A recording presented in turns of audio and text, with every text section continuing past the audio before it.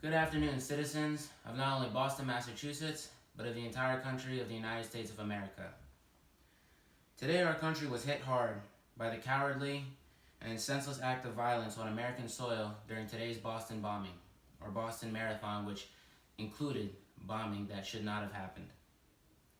As President of the United States of America, it is my responsibility to ensure that our citizens are going to be safe going forward and protected from these violent and cowardly acts. As a citizen of Chicago, Illinois, before assuming the office of President of the United States of America, I have seen many acts of senseless violence that never should have taken place and still should not take place to this day.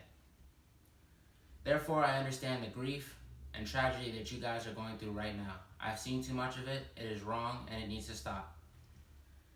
So therefore, my wife Michelle and I would like to extend our condolences and our prayers to all the families and friends and loved ones that were involved in today's marathon attacks. Now that I have established what happened today, I'm going to discuss the severity of the situation, what we are going to do going forward to protect the American people, and what we are going to do going forward to bring these killers down. So, how did this crisis take place, and what is the effect that it had?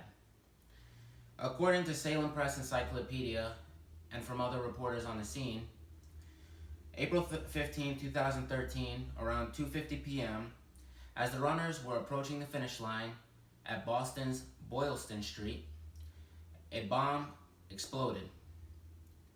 Not too long and not too far away afterwards, another one exploded. According to CNN Library, 3 unfortunate lives were lost during this tragic and senseless act. In addition to the 3 unfortunate deaths that took place, over 260 people were left critically injured.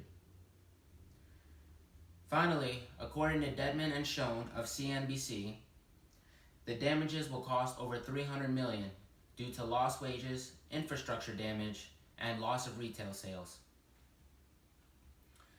Now that we have discussed the severity of this catastrophic situation, I will now discuss what we are going to do going forward to protect the American people. This is a day that the United States is going to remember for a long time, maybe forever. We will have to take a step-by-step initiative to impose proper measures to ensure that this will not happen again. As I've been informed, multiple patients have been transported to Massachusetts General Hospital where they are receiving emergency surgeries and emergency treatment. Massachusetts General Hospital held many debriefing sessions with its employees to ensure them of how to better handle this situation should it ever happen again. But as great citizens of this country, we sure hope it doesn't. There will be a shelter in place for all people who are injured or are in need of shelter during this tragic time. We are going to do all we can as citizens of not only this country, but of the United States of America and as the United States government to take care of the American people that were hurt and harmed today, emotionally and physically. So now our plan of action for bringing down these killers. Firstly, we would like everybody to stay home. Because as the President of the United States, you look at me and you think, well, what am I going to do to bring these people down? Well, here's the plan. We would like everyone to stay home right now with their loved ones. Take care of them, tell them that you love them, and we don't want anyone else to be put in harm's way or get injured anymore. Listen to the Boston Police Department and your first responders. Trust them and believe that they're going to do all that they can with their due diligence to get the job done and bring this manhunt to an end as soon as possible. Secondly, take care of your loved ones, as I once said. Protect them and show them and tell them that you love them. A time like this calls for a great response of love and action. As the great Dr. Martin Luther King Jr. once said, "Darkness cannot drive out darkness. Only light can do that. Hate cannot drive out hate. Only love can do that." Lastly, we are going on a manhunt. We are going to find these 2 killers. We are going to bring them down. And we are going to make sure that they feel the full weight of justice. The plan that I have in place today and that Congress has signed off on is the only way to make sure that we are going to drive hate out of this city.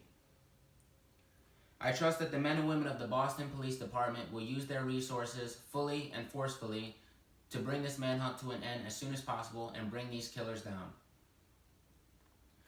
2 separate suspects have already been identified. Whether they are related or they are not related is to still be determined. But these suspects will be caught, and when they are caught, we will inform you as promptly as possible when they have been apprehended and prosecuted. Now, to summarize everything that I've said today, I have now discussed the severity of the situation, what we're going to do to protect the American people, and what we're going to do to bring these terrorists down. Once again, hold your loved ones a little tighter today. Tell them that you love them. And when you go to a place where there's going to be a mass crowd, consider bringing someone else with you. Whether it be a concert, a conference, no matter what it is, bring someone with you. Unfortunately, today in society, we have to be on the lookout for lurking mass killers.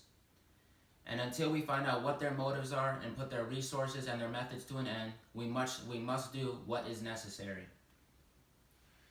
Do not be in fear. Do not live in fear. We will bring these killers down. Boston will be rebuilt and life will go on better than ever before.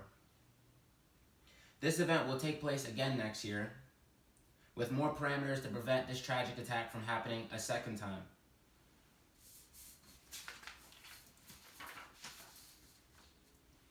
With that all being said, I want you all to have a wonderful evening.